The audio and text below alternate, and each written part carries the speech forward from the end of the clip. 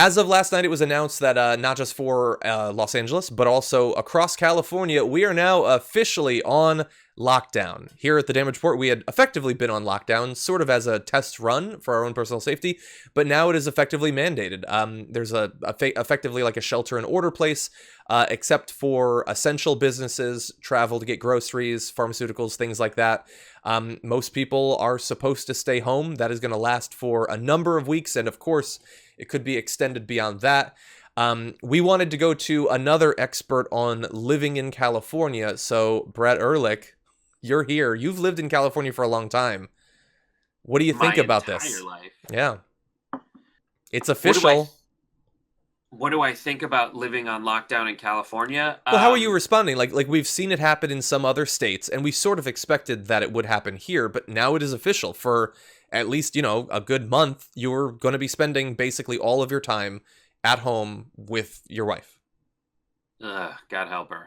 We've already had to negotiate like what it's like to be around people, to be around each other Hmm. instead of sending me off for most of the day. So I have to actively the kind of energy that happens at the office, I have to try to curtail. The thing working against us in this situation is that I am freaking out the entire time because I still haven't figured out how to broadcast today's main show functionally. Uh-huh. Given that I have now, it was a last minute thing. We were planning on doing another in studio cruise day today and then having the entire weekend to figure it out.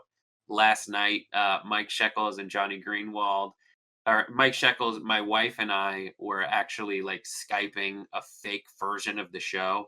And as we had everything figured out and tried to stream it to like a dummy account, it just was like, oh, we can do everything but stream. And then we tried loading like new drivers, and then now I have two monitors that don't work. Yeah.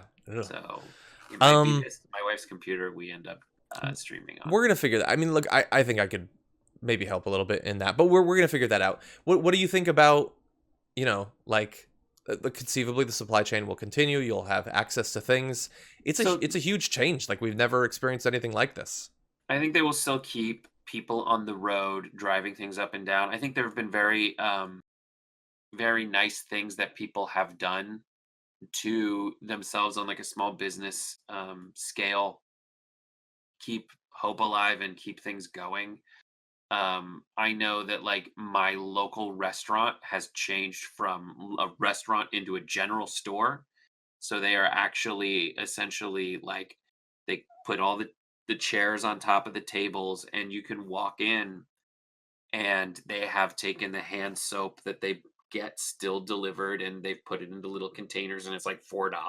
Mm. And then they're selling like like meat like that would be used in a dinner, and vegetables that they get brought in. The upside that California has is that we do have like a big agricultural industry, Yeah. that hopefully there, I mean, there's still industries that you can foresee still happening as long as you can ship things. That's really it. And so we'll see what is allowed, what is considered to be like an essential industry. I think that shipping will be, and I think that like harvesting will be, and I think that Netflix will be. I don't know. How about you, John? um. Yeah. I mean, look.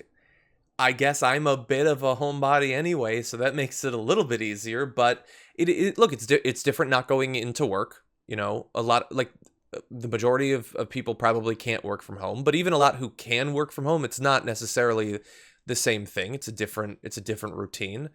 And if you are, let's say hypothetically that your business doesn't shut down, you're just furloughed effectively until this thing is over.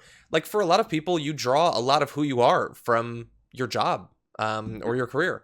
And having that even temporarily shut down, in addition to worrying about your own health and the health of your family and friends, that's just a lot to process all at the same time.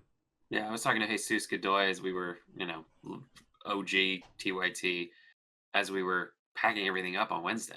And Mhm. he was like, this is going to be so weird. He said, since he was 17, he's had to go to work Yeah. every day. And he's like, it's just weird. You can see it on his face. Like, he's going to be fine. He's at home with his family. He's responding to like texts and stuff when we're trying to like logistically handle things. But that's it. And you see that, like, you know, death of a salesman, like Yeah. all the people who are out of a job. And you might look at this as general stereotypes. You might think that it's the outcropping of capitalism and an American approach to it, where people here live to work instead of working to live, and vice versa. But so much of your identity is absolutely caught up in that. Yeah. Um, and and not to mention, so you have like your identity that suffers, but a lot of folks won't even have time to handle that. They'll have to figure out how to put food on the table, where to get that food from, and how to afford it. Yeah. Yeah, I just one of the reasons later on the show we're gonna be talking about like some of the things that give us hope is that like I really just hope that there's some things that have to continue, like, therapy. Like people need therapy. They need an attachment to other people. Like thankfully, streaming entertainment and stuff like that is very prevalent. So it's going to be relatively easy to keep yourself at least distracted. I personally think, would be a great idea is, and maybe this exists, um, like the federal government should subsidize like online classes to anyone that wants to take them or whatever. Like if you're going to be on lockdown for multiple months and you want to take some sort of course, they should subsidize that to make it, it not only fills the time, but also makes it a little bit productive for some people. That's just one example, but I think that's those sorts of things could definitely help. I think they should subsidize internet, to be honest, Yeah. because all And those things strengthen it. are available. Well, all those things are available, Uh-huh. right? You're talking All about like those like the things. Harvard online classes or something like that? Yeah, you can audit classes. You can just, I mean, everything that you could potentially learn Yeah. is learnable online. And I would trust like I mean, we shouldn't rely on it, but like a trusted community of people to put together a bunch of places to go to learn certain things. And the YouTube video tutorials are absolutely available. But all the things that, all the means by which we will keep our minds active and engaged are mostly online. Yeah. And so I think they should give some kind of subsidy for that. And if they focus on a universal basic income, maybe they can. I mean, I don't want them to subsidize the industries. I haven't really thought that through, but some way that they can make it so that people don't go don't go nuts. Yeah. I think like freenationallynda.com accounts. I That's what don't we even know need. what that is. What's Linda, lynda.com? you can take online classes for like tech stuff, programs, like camera work, writing. Who's Linda John? Who's this Linda? Okay. You know how we're going to get through this, Brett? With each other. We're going to lose it.